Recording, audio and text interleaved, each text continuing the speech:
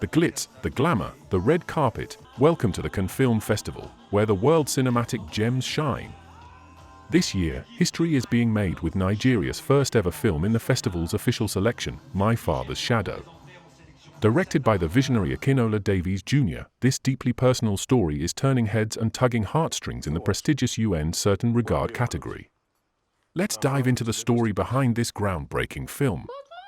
The My Father's Shadow team lights up the Cannes red carpet, basking in the glow of their historic moment. Cameras flash, capturing every second of their triumph as Nigeria takes center stage at one of cinema's biggest events.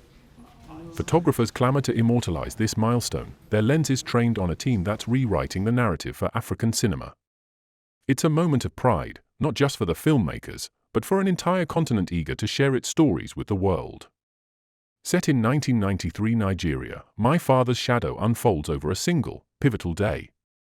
Two young brothers, played by real-life siblings Godwin and Chibweek Marvelous Egbo, are swept into an unexpected journey when their absent father, portrayed by Gangs of London star Sope Dirisu, returns and takes them to Lagos. Against the backdrop of Nigeria's political turmoil, with an old election sparking tension, this semi-autobiographical tale explores family, identity, and unfulfilled promises. At Cannes, director Akinola Davies Jr. and star Sope Dirisu sat down with us to share the heart of this project. The story, the genesis of the story comes from my brother writing a short film in 2012, sending it to me and me having a massive emotional reaction to it. And then after the success of our short film Lizard, we knew we'd have the privilege of making a feature, and we really needed to, I thought, to make something that had a sense of urgency and something that meant something to me, to him, to my family, to our community, I guess to masculinity in general, and how you sort of, he became a father during the development process as well, so I think there are also questions that he was asking himself. For Davies, this isn't just a film, it's a deeply personal reflection, co-written with his brother Wale, inspired by their own lives. Raised between London and Lagos, Davies weaves a story that mirrors Nigeria's hopes and struggles in the 90s. Yeah, it's also about nationhood.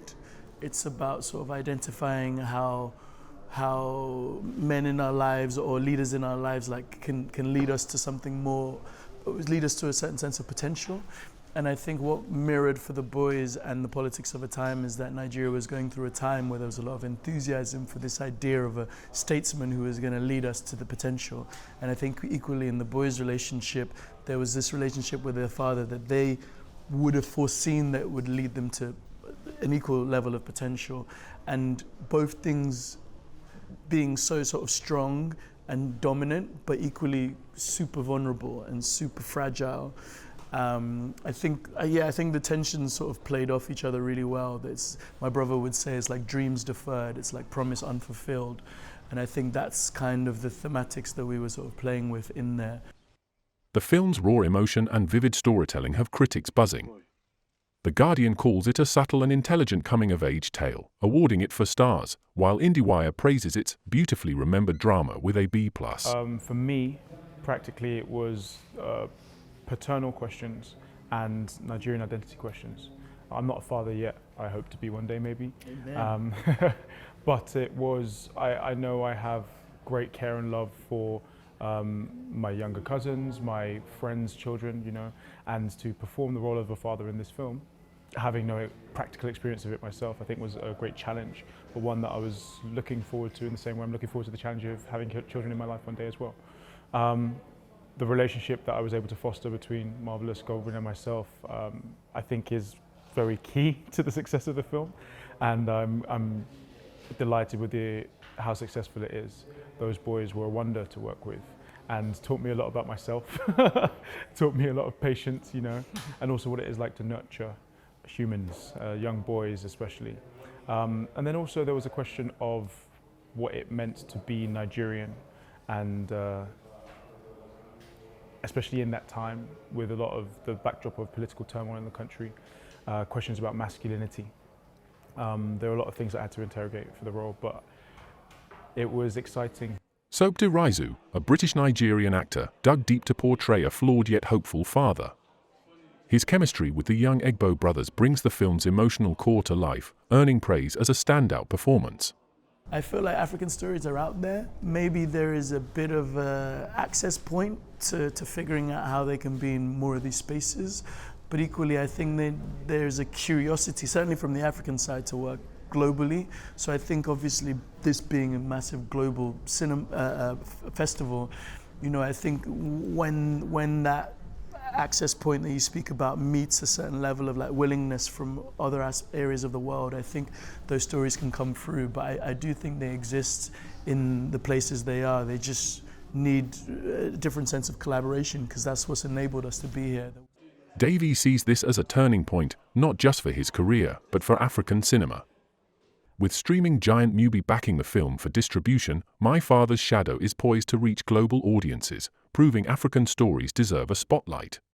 Yeah, I'm really proud of the way my career is going so far, but collaboration and trust is the only reason that I'm here. So I'm so delighted that I've said it many times, but I'll say it again. Thank you very much for bringing me on this journey with you.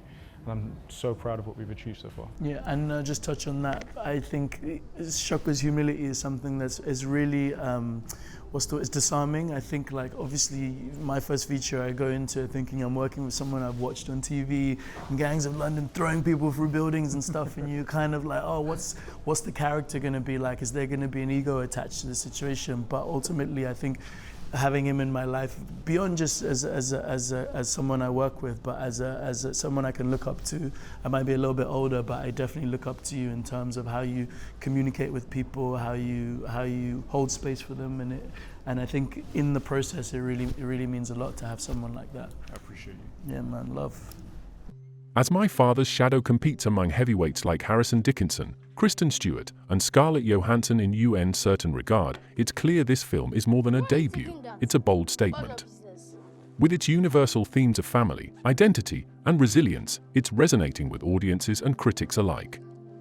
My Father's Shadow isn't just a film, it's a movement, breaking barriers and paving the way for more African stories to shine at Cannes. As Akinola Davies Jr. and his team celebrate this milestone, the world is watching, eager to see what's next. Stay tuned for more updates from the festival, and let us know in the comments what you think about this historic moment for Nigerian cinema.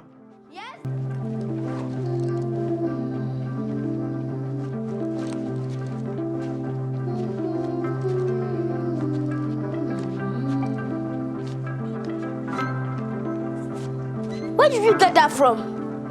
None of your business. And don't beg me when I buy fan ice.